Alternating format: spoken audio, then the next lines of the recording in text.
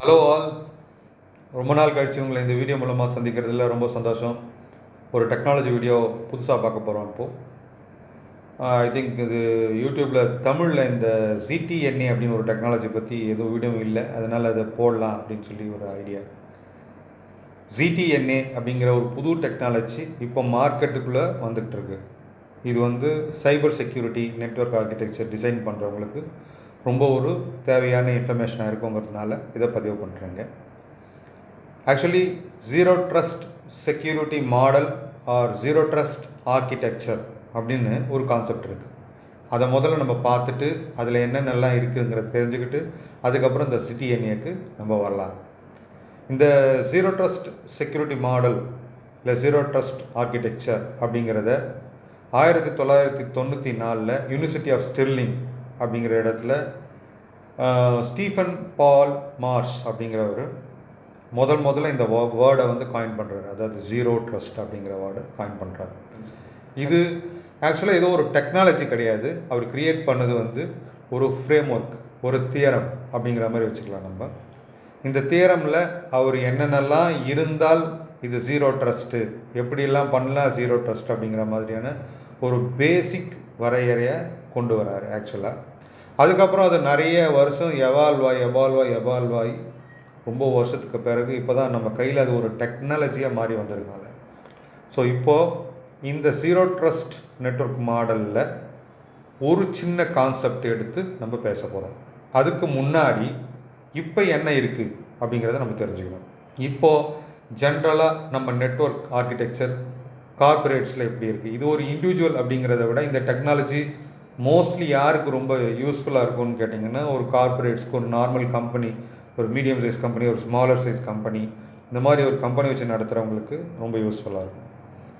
இனி ஃப்யூச்சரில் இந்த டெக்னாலஜி தான் மாறப்போகுதுங்கிறதுனால இந்த பேசிக் கான்செப்டை தெரிஞ்சுக்கிறது ரொம்ப இம்பார்ட்டண்ட்டாக இருக்குது.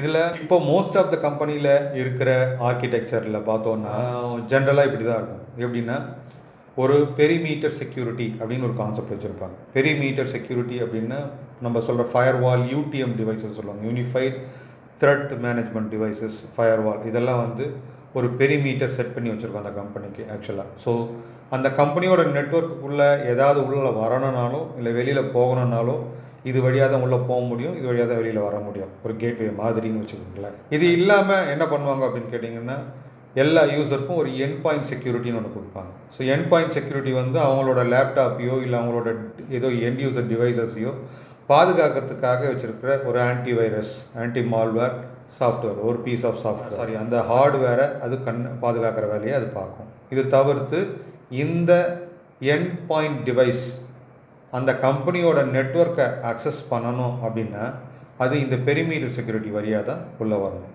அது உங்கள் எல்லாருக்கும் தெரிஞ்ச ரொம்ப ஃபெமிலியர் டெக்னாலஜி VPN அப்படிங்கிறது. ஸோ இந்த VPN டெக்னாலஜியில் என்ன ட்ராபேக் அப்படின்றது நம்ம முதல்ல பார்க்கணும். ஒரு ப்ராக்டிக்கல் சினாரியோ எடுத்துப்போம். இப்போது ஒரு யூசர், இப்போ எல்லாருமே நிறைய ஒர்க் ஃப்ரம் ஹோம் பண்ணுறாங்க. நம்ம கோவிடுக்கு பிறகு வந்து ஆஃபீஸோட ஒர்க் ஸ்டைலே மாறிடுச்சு ஆக்சுவலாக. ஸோ யூசர்ஸ் வந்து எங்கேருந்து வேணாலும் ஒர்க் பண்ணுறாங்க அப்படிங்கிற கான்செப்ட்டுக்கு வந்துடுச்சு.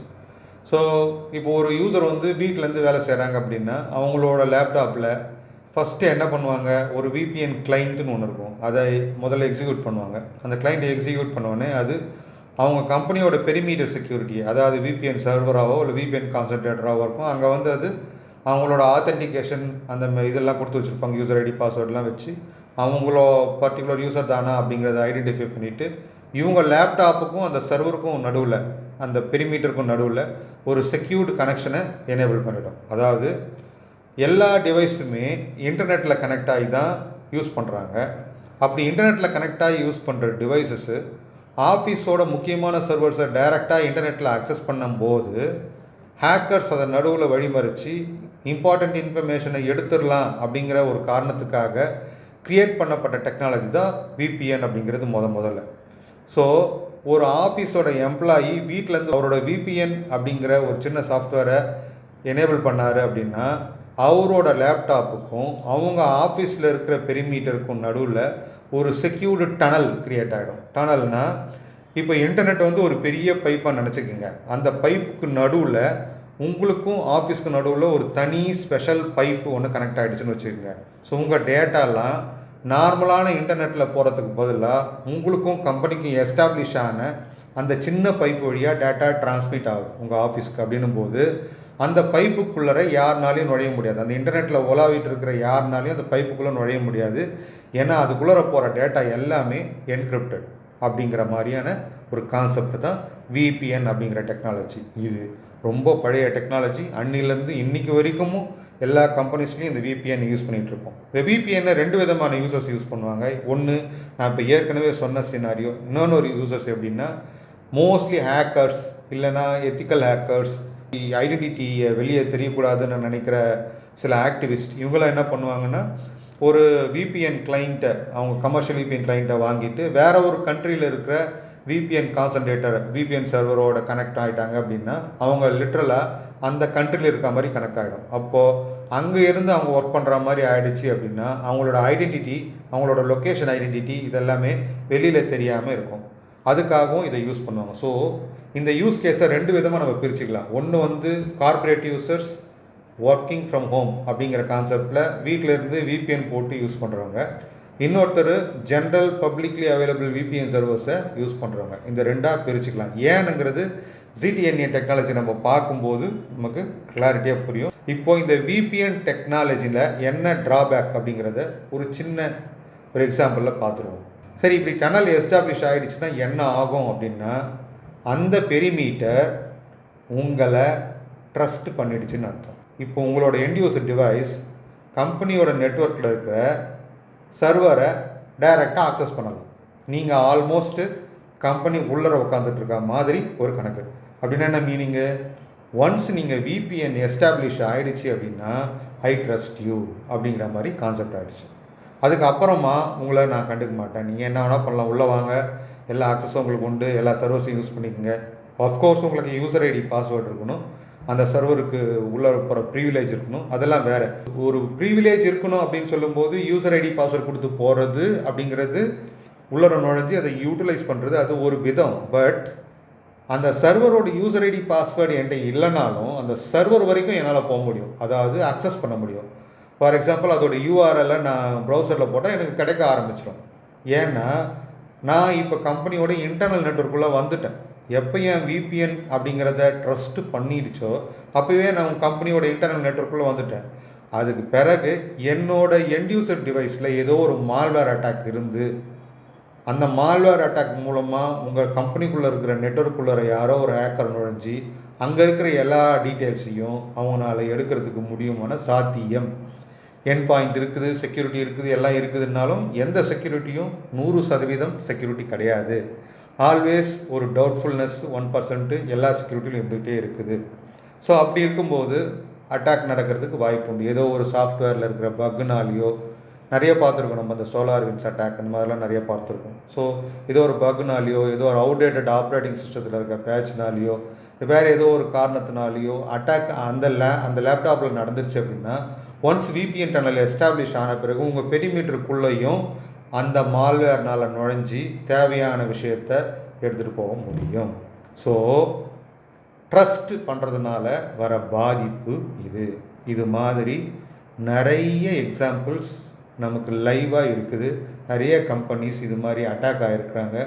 ஸோ இந்த மாதிரி அட்டாக்கை குறைக்கிறதுக்கு என்ன வழி அப்படிங்கிறது தான் ஒரு பெரிய கேள்விக்குறியாக இருந்துருது. இதுக்கான ஒரு ஃபண்டமெண்டல் கான்செப்டாக உருவாக்கப்பட்டது தான் இந்த ஜீரோ ட்ரஸ்ட் நெட்வொர்க் ஆர்கிடெக்சர் அப்படிங்கிறது. இந்த ஜீரோ ட்ரஸ்ட் நெட்வொர்க் மாடலுங்கிற ஒரு தியரியை ப்ராக்டிக்கலாக இம்ப்ளிமெண்ட் பண்ணியிருக்கிற ஒரு பீஸ் ஆஃப் டெக்னாலஜி தான் நம்ம பார்க்க போகிறோம். இது என்ன டெக்னாலஜின்னு கேட்டிங்கன்னா ZTNA. இதில் விபிஎன் கிளைண்ட்டுக்கு பதிலாக ஜீரோ ட்ரஸ்ட் கிளைண்ட்டுன்னு ஒன்று உங்கள் லேப்டாப்பில் இருக்கும். இந்த ஜீரோ ட்ரஸ்ட் கிளைண்ட் அப்படிங்கிறது என்ன பண்ணும் அப்படின்னா ஃபஸ்ட்டு உங்களோட ஐடென்டிட்டியை அது எஸ்டாப்ளிஷ் பண்ணும். ஸோ அங்கே இருக்கிற உங்களோட ஆஃபீஸில் இருக்கிற ரெசோர்ஸை கனெக்ட் பண்ணுறதுக்காக நீங்கள் போகிறீங்க ஜீரோ ட்ரஸ்ட் அக்சஸ் வழியாக. அப்போ அது என்ன பண்ண இப்போ நீ யாருப்பா அப்படின்னு கேட்கும். நான் வந்து சோங்க இந்த மாதிரி ஆளுங்க அப்படின்னு நீங்கள் சொல்கிறீங்க. அது அவர்கிட்ட இருக்கிற டீட்டெயில் இருக்கான்னு பார்க்கும். இருக்குது ஓகேப்பா, ஆள் இருக்கார், ஓகே. ரெண்டாவது, சரி இவருக்கு என்ன ஆக்சஸ் கொடுத்துருக்காங்க பாருப்பா அப்படின்னு. இவருக்கு வந்து இந்த ஒரு பர்டிகுலர் சர்வர் மட்டும்தான் அக்சஸ் கொடுத்துருக்காங்க, அதுக்கு மேலே இவருக்கு அக்சஸ் கிடையாதுங்க அப்படின்னு சொல்லி அதில் போட்டிருக்கு. ஸோ அப்போ அவருக்கு அந்த நெட்வொர்க்கில் அந்த பர்டிகுலர் சர்வரில் அந்த பர்டிகுலர் ஏரியா வரைக்கும் அக்சஸ் கொடுங்க அப்படிங்கிற இன்ஃபர்மேஷனை அது அங்கே பாஸ் பண்ணிடுச்சு. இது பேர் என்ன சொல்லுவாங்க டெக்னாலஜிக்கலாக அப்படின்னு கேட்டிங்கன்னா லீஸ்ட் ப்ரிவிலேஜ் ஆக்சஸ் அப்படின்னு சொல்லுவாங்க.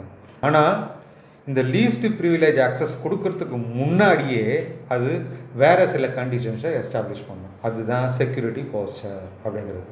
இந்த செக்யூரிட்டி போஸ்டர் அப்படிங்கிறதுக்கு ஒரு பெரிய எக்ஸ்ப்ளனேஷனே இருக்குது. போஸ்டர்னா என்ன? நான் வந்து இப்படி உட்காந்துட்ருக்கேன், இது ஒரு போஸ்டர். நான் இப்படி உட்காந்துட்ருக்கேன், இது ஒரு போஸ்டர். நான் இப்படி திரும்புகிறேன், இது ஒரு போஸ்டர். ஸோ எந்த ஒரு மூமெண்ட் நடந்தாலும் அது ஒரு போஸ்டர்.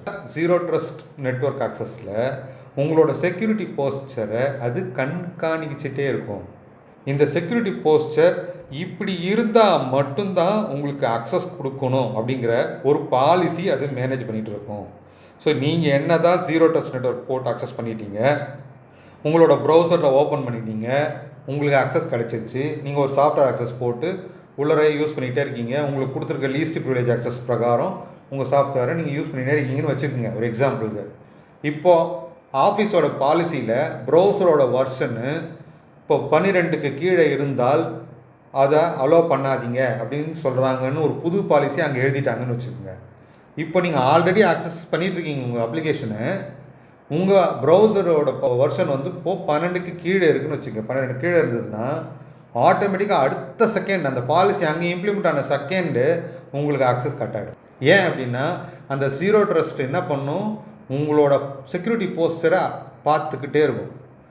என்ன பாலிசி அங்கே வச்சுருக்காங்களோ அந்த பாலிசிக்குள்ளே நீங்கள் இருந்தால் மட்டும்தான் உங்களுக்கு அக்சஸ்.